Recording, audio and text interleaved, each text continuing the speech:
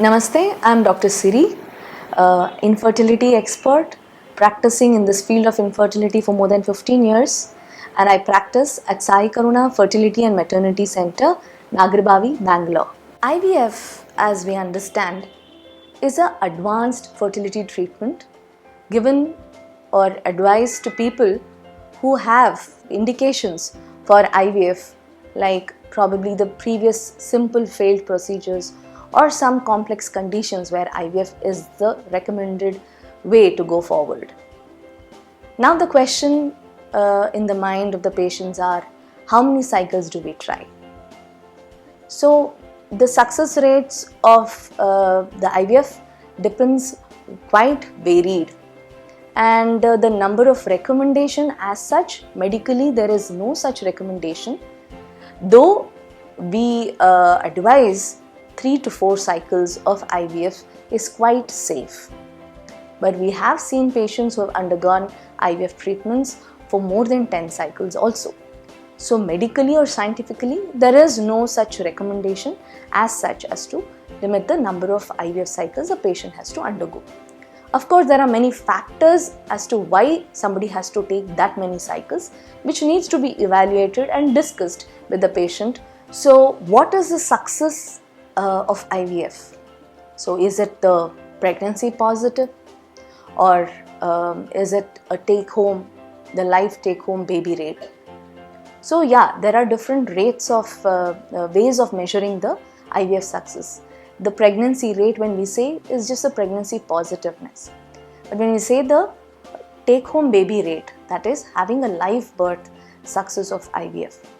Though it is a very advanced procedure of infertility, the success rate is not a very magical number. It is somewhere between 35 to 45%. Though IVF and in ICSI, where we are going to inject the sperm into the oocyte, the success rate is slightly better, especially in male factors and other conditions where the ovarian reserve is very low or the oocytes retrieved are very low. We prefer to do an ICSI procedure. And also there are many other factors which affect the success rate. And it is seen that the cumulative pregnancy rate after 3 cycles is somewhere 60 to 80%. So yes, with repeated transfers, repeated cycles, the success rate do increase, though the individual cycle rate is quite low. And the factors that mainly affect them are the age of the patient and the number of eggs retrieved and the number of embryos converted, and also the lining, the endometrium lining of the uterus also matters to a great extent when it comes to the pregnancy rate. So what is the time taken or advised between 2 IVF cycles? There is as such no such gap needed between the cycles, because the hormones or the injections that we give, the medications during IVF, usually get washed away from your system in 2 to 3 days time. So there is medically or scientifically no need for giving any gap between the cycles.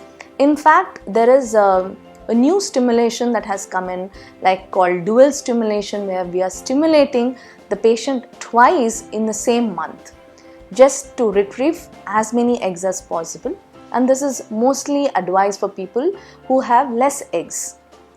But IVF is just not medical treatment where we are treating the uterus, the ovaries and using the sperms. We have to see individuals as people who are going through this procedure. There's a lot of psychological and financial burden.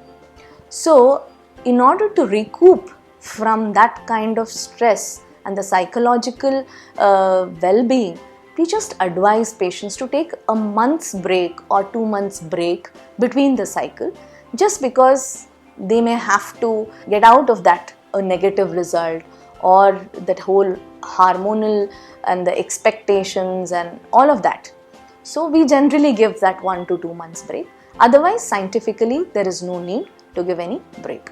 So when the patients have tried their own gametes, that is their own eggs and sperms, and they have repeatedly failed with pregnancies, either because of egg quality or the sperm quality, and repeatedly we are seeing that the embryo conversion is not good, then we advise to go with donor eggs or donor sperms.